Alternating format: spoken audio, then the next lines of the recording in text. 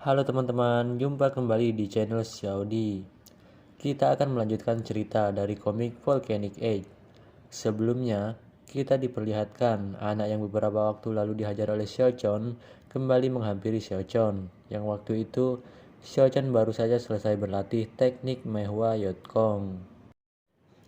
Kau datang lagi? Tanya Xiao Chon sambil memperlihatkan muka sebal. Namun ia kaget, ternyata murid tadi membawa seseorang. Dan seseorang itu yang tak lain adalah masternya si murid. Kau si penggemar Mahua itu? Tanya master murid itu. Bajingan kecil ini bawa-bawa masternya, gumam Jason. Ya, namaku Jo Xiaochon. Aku murid generasi keempat di sini. Jawab Jason sambil merendah. Aku orang yang selevel dengan mastermu, Yu Jongmo. Kata master itu sambil membanggakan diri. Senang bertemu dengan Anda, Tuan, jawab Jason. Aku dengar kau dan muridku bertengkar. Tanyanya kembali. Apa maksud Anda? Tanya Jason. Aku ini bicara saat kau tiba-tiba menyerangku, dasar pengecut, imbuh murid itu. Hah? Itu tidak benar. Murid Anda lah yang menggangguku saat latihan, jawab Jason membela diri. Dia mengganggumu? Tanya master itu. Ya, benar. Namun tiba-tiba, plak! Jason ditampar oleh master itu. Kurang ajar sekali kau berbohong di depanku. Padahal, muridku hanya ingin berteman dengan dirimu. Apa kau buta, hah? Dan kau malah menunjukkan kekerasan. Kau harusnya tahu siapa dirimu itu.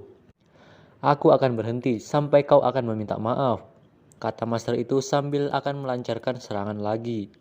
Tapi, kau harus diberi pelajaran dulu. Aku tidak bisa menghindarinya. Bahkan, kalau aku bisa, malah akan memperbanyak masalah. Tapi, kalau aku terluka, aku tidak bisa menunjukkan kepada masterku, gumam Jason dalam hati. Saat master itu akan menampar yang kedua kalinya, tiba-tiba, hup, dan ternyata itu adalah masternya Jason, Yu Jongmo. Apa yang kau lakukan? Tanya Yu Jongmo. Hah? Yu Jongmo? Sampai kapan kau memegangku? Tidak tahu malu, bentak master si murid. Aku tanya kau, apa yang kau lakukan? Tanya Jongmo kembali. Tidak ada lagi yang bisa dijelaskan. Muridmu melakukan kekerasan, kata master itu. Itu benar, dia yang jahat. Muridnya menimpali. Olah cunguk tenan muridnya asu. Ya, dia menolak berteman, tapi malah melancarkan serangan pengecut. Dan itu bukan kebohongan. Masternya lagi menambahi. Wah, makin parah. Koclok kabeh heran. Tidak, itu bohong. Aku sedang latihan. Lalu, ketika Jason ingin berbicara, muridku bukan anak kecil yang bisa kau pukul seenaknya. Aku percaya anak ini. Dia tidak akan melakukan hal itu, kata Jongmo dengan tenang. Apa? Dan kau mau bilang kalau aku yang berbohong di sini? Tanya master itu. Aku cuma bilang kalau aku lebih percaya pada muridku. Tidak perlu dibesar-besarkan lagi, jawab Jongmo dengan tenang. Cukup. Aku akan... Master itu menggertak sambil memasang kuda-kuda yang akan menyerang. Dan tiba-tiba, kau yakin ingin mengakhiri dengan cara seperti ini? Tanya Jongmo sambil mengancam. Master itu terkejut dan, oh, oke. Kita akhiri saja permasalahan ini, jawabnya. Seharusnya masalah anak kecil harus diselesaikan dengan anak kecil juga kan? Lupakan apa yang terjadi, aku akan memaafkanmu, kata master itu sambil berlari pergi. Ah, master, tunggu aku, kata murid itu sambil mengejar masternya. Dan di sisi lain, master, dan ternyata Yu Jongmo batuk. Master, ada apa denganmu? Aku tidak apa-apa, jawab Yu Jongmo. Aku cuma terlalu berlebihan. Aku harusnya lebih berhati-hati. Tapi di sisi lain, aku tahu apa ini, gumam Jason. Kenapa aku bisa lupa? Kalau 5 tahun dari sekarang, saat aku berumur 14 tahun, masterku meninggalkan dunia karena sakit yang diderita. Sang ahli pedang, Yu Jongmo. Julukan dari wanita yang mengajariku arti senyuman. Seorang master yang punya banyak bakat seni bela diri, tapi Karena sakit yang dia derita, tubuhnya jadi lemah. Meskipun skillnya tidak mengalami banyak penurunan, kalau dia tiba-tiba melakukan gerakan skillnya, tubuhnya tidak akan mampu menahannya. Tapi kondisinya tidak memungkinkan lagi. Dan tiba-tiba, Yu Jongmo pun pingsan. Master, aku masih belum bisa melupakan kejadian saat itu, gumam Jason. Aku akan melakukan segala cara untuk menghentikan kejadian itu, ucap Jason dalam hati. Waktu pun berlalu. Saat ini, Xiaochuan sedang merenung. Ada 2 tugas besar yang harus aku lakukan. Yang pertama, merubah takdir masterku yang akan mati dalam 5 tahun nanti. Dan yang kedua, dan yang paling utama, adalah mendapatkan catatan 3 jiwa spiritual. 3000 tahun yang lalu, pencuri legendaris membuat namanya terkenal di seluruh Murim. Dia terkenal selama seabad sejak kemunculannya, tapi tidak ada bukti lain selain cuma karya miliknya. Saat si 3 jiwa spiritual menghilang, pemerintah mengabarkan kalau dia ditangkap. Tapi tidak ada orang yang percaya. Dan 6 tahun yang akan datang, catatan legenda itu ditemukan dan akan membuat dunia dilanda dengan bencana. Dan pada masa itu, banyak orang berbondong-bondong ke lokasi catatan itu. Itu membuat kekacauan di antara orang-orang, tapi tidak menimbulkan perang. Aku harus membersihkan tempat itu sebelum waktunya tiba. Mendapatkannya akan membuatku kaya yang mana akan membantuku di masa depan kelak. Tapi sayangnya, aku tidak bisa meninggalkan tempat ini di masa itu. 15 tahun seharusnya sudah dewasa. Tapi itu tidak menjamin kalau aku akan mendapatkan kebebasan di faksi Huasan meski aku sudah dewasa. Apa yang harus kulakukan? 2 bulan pun berlalu. Saat ini, Xiaochuan sedang menuruni gunung. Pencapaian 2 tahun hanya dengan setengah bulan berlatih. Aku sudah tahu sebelumnya. Tapi memang Mei Hua Yotkong sangat luar biasa. Dan ternyata Xiaochuan sedang menghampiri rumah masternya. Satu-satunya jalan yang ku bisa adalah meminta bantuan dokter itu. Tapi entah dokter yang mana yang dimaksud. Tapi dia adalah orang yang sudah dibuang oleh pemimpin Murim dan tetua lainnya. Kalau tidak salah, seingatku dia adalah orang yang terobsesi dengan buku langka tentang medis di perpustakaan. Haruskah buku itu aku buat umpan untuknya? Tunggu. Aku tidak butuh obat, tapi sebuah tanaman herbal. Tanaman herbal itu bahkan juga bisa digunakan untuk memperkuat ki. Kenapa tidak langsung saja aku dapatkan? Kupikir dulu, di sana harusnya ada herbal temuan baru. Buah yang ditemukan di dekat Huasan yang ditemukan 20 tahun mulai dari sekarang. Dengan buah itu, bahkan mampu membuat orang biasa menjadi ahli bela diri tingkat tinggi. Kalau tidak salah, buah itu ditemukan di air dalam gua di dekat sini kan. Mudah bagiku menemukannya sejak orang itu memberitahu pada dunia. Aku terlalu fokus sama catatan legenda itu. Aku seharusnya lebih membuka mata. Dan kesempatanku untuk pergi adalah minggu depan saat master sedang mengadakan pertemuan. Seminggu pun tiba. Aku akan kembali setelah 4 hari, kata masternya. Jaga dirimu, master, jawab Jason. Dan pada saat itu, Jason kabur, melewati sebuah lubang yang terdapat pada pagar faksi Huasan. Ternyata tidak begitu sulit mencari tempatnya, kata Jason. Jason pun berhasil keluar, dan ia pun berlari menuju ke gua tempat di mana buah itu berasal. Apakah aku mampu mendapatkannya tepat waktu? Gumam Jason dalam hati. Sial, susah sekali.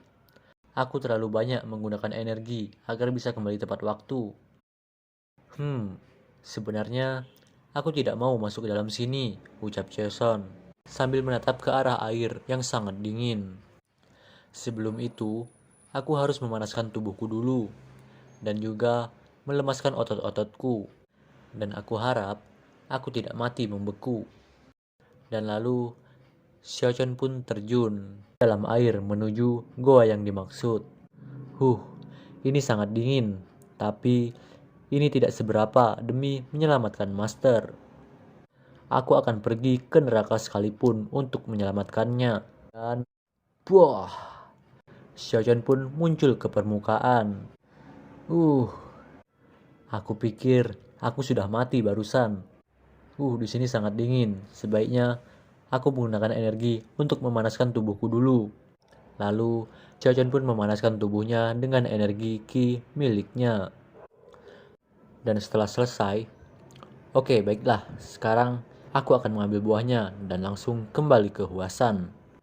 Xiaochen lalu menelusuri gua, dan tak lama setelah itu, ia melihat pohon dari buah yang dimaksud. Akhirnya ketemu juga. Namun tiba-tiba, apa itu? Terlihat moncong seekor ular raksasa. Makhluk mitos. Kalau dilihat dari ukurannya, makhluk ini pasti sudah berumur ratusan tahun. Sepertinya saat ini dia sedang istirahat. Aku tidak pernah mendengar kalau ada makhluk mitos yang menjaga pohonnya. Lalu, kenapa ya? Oh, bodohnya diriku. Tentu saja, aku tidak pernah dengar. Tempat ini saja baru ketahuan di masa 20 tahun nanti. Tentu saja akan berbeda ketika aku datang 20 tahun yang akan datang. Haruskah aku pulang saja? Tapi buahnya... Lalu, Xiaochen pun teringat dengan masternya. Meski aku kembali di tahun yang akan datang, tidak ada jaminan makhluk ini sudah pergi. Aku tidak ingin menyesal di masa depan. Dan Xiaochen pun mengambil buah itu. Di sini bukan cuma satu, tapi ada 2 buah. Sungguh beruntungnya diriku. Harus hati-hati, kata Jason dalam hati. Baiklah, pelan-pelan. Ya, dapat, kata Xiaochen. Sekarang saatnya keluar. Namun tiba-tiba, ular itu mengetahui kalau ada orang yang berada di dekatnya. Ia pun terbangun dari istirahatnya. Tepat ketika ular itu terbangun, tiba-tiba setetes air jatuh dari atas dan tepat mengenai kepala Xiaochen. Sontak, Xiaochen pun kaget. Namun, hal aneh terjadi. Tiba-tiba, ular itu pun jatuh dan mati. Tanpa diketahui apa sebab kematiannya, mungkin ular itu sudah tua.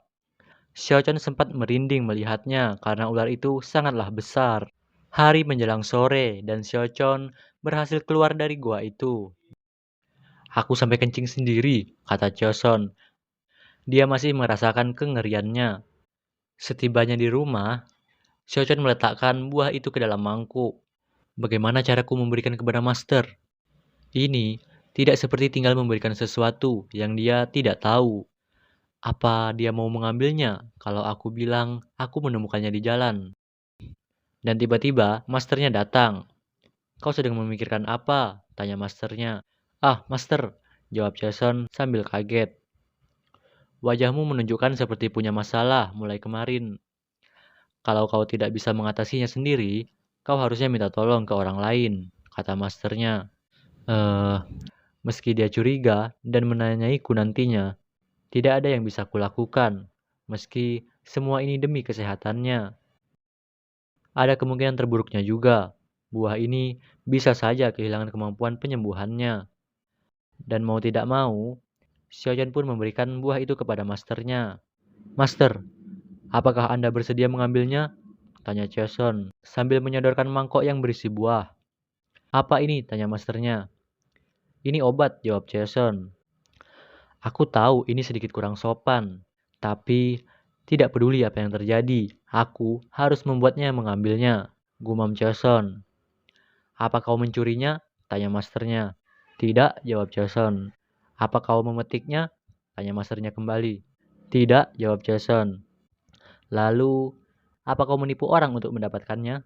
Aku tidak pernah melakukannya, master, jawab Jason. Lalu, bagaimana kau menemukannya? Tanya masternya kembali. Itu jadi saat aku pergi, aku keluar dari Huasan dan tahu-tahu aku tersandung. Sepertinya ada yang kau rahasiakan dariku. Aku bisa melihat dari wajahmu, tanya masternya. tapi ia tetap mengambil pemberian dari Xiaochon. Tidak apa, aku percaya padamu, kata masternya. Apa Anda sungguh percaya padaku? Tanya Xiaochon. Mengapa Anda begitu percaya padaku? Meski aku tidak punya bukti, tanya Xiaochon kembali. Kalau masternya tidak percaya kepada muridnya, lalu siapa yang harus dipercayai? Kalau aku tidak mempercayaimu, aku pasti sudah menanyaimu sejak dulu. Hah? Apa dia tahu? Gumam Jason. Aku tidak tahu apa yang sebenarnya terjadi, tapi kuperhatikan sikapmu lebih dewasa sejak itu. Hanya saja kau berusaha untuk menyembunyikannya. Kau melakukannya karena kau punya alasan, bukan? Kalau begitu, tidak ada alasan bagiku untuk tidak menerimanya, karena aku mempercayaimu. Tambahnya kembali. Xiaochun pun terharu, dan terima kasih master, gumamnya dalam hati. Dan lalu, aku akan memintamu untuk menjagaku, kata masternya. Setelah itu, Jongmo memakan satu buah yang diberikan oleh Xiaochun, dan setelahnya, ia berkultivasi. Ini melebihi obat yang selama ini aku pakai. Ya, kalau seperti ini, apa tubuhku tidak mau mendengarku? Apa kemampuan dari fungsi tubuhku menurun? Aku tidak ingin meninggalkan dunia ini dan meninggalkannya saat dia masih kecil, gumam Jongmo sambil memikirkan Xiaochon yang masih kecil. Ah, tidak, aku tidak mau, gumam Jongmo. Dan di sisi lain, Xiaochon yang tampak khawatir. Ayolah, aku mohon, gumam Jason. Dan pintu pun terbuka, dan setelah itu, muncullah Jongmo yang sudah melakukan kultivasi. Master, kata Xiaochon berteriak, gembira.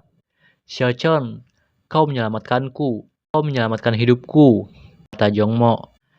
Ia kemudian memeluk Xiaochon. Ah, Master, kata Xiaochon. Apa Master tidak apa-apa? Sepertinya, ki bawaan sejatilah masalahnya, kata Jongmo. Ki bawaan sejati adalah tipe ki yang spesifik, bawaan seseorang dari lahir. Bawaan ki itu tidak bisa ditambahkan lagi, dan itu adalah sumber kehidupan yang dikatakan lebih murni daripada ki manapun. Karena itu, konsekuensi dari menghabiskannya adalah cacat atau kematian. Ini cuma spekulasi, tapi aku yakin akar masalahnya ada di mangkuk yang berisi ki bawaan sejati. Wajar saja tubuhnya selemah ini, meskipun latihannya dalam seni bela diri, karena ada masalah dengan ki bawaan sejatinya. Bagaimanapun, ki bawaan sejati itu memang sangat mengherankan. Aku tidak menyangka kalau masih ada kemungkinan untuk memperbaikinya. Dan itu bisa dilakukan dengan tanaman obat yang bermutu tinggi seperti buah air roh, kata Jongmo. Itu cukup, tak ada hal yang benar-benar penting, gumam Jason. Yang penting adalah masa depan telah berubah. Xiaochun pun senang karena ia telah merubah masa depan masternya. Master, aku senang sekali, ucap Jason sambil memeluk masternya. Maafkan aku sudah membuatmu khawatir, kata masternya. Ini, aku punya sesuatu untukmu, kata Jongmo. Untukku? Tanya Jason. Jongmo lalu mengambil sesuatu di balik bajunya. Dan cerita pun bersambung. Bagaimana kelanjutannya? Jangan lupa ikuti terus alur ceritanya dengan menekan ikon subscribe serta kritik dan saran untuk Mimin agar channel ini bisa menjadi lebih baik. Terima kasih sudah menonton dan sampai jumpa di part selanjutnya.